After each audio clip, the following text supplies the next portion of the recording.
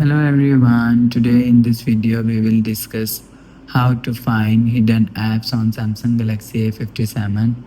Let's start the video. First of all, go to app library. If you want to find hidden apps on Samsung Galaxy, scroll down and click on settings app. Now in settings, scroll down and click on apps. After click on apps, so you will see if you want to find your hidden apps, so you will see search app list is here.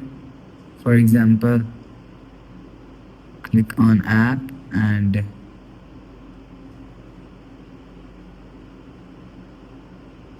click on open and you will see open app from here. After the process, go back to home screen. So that's how you can find hidden apps on Samsung Galaxy A57. If you like the video, please subscribe. Thanks for watching.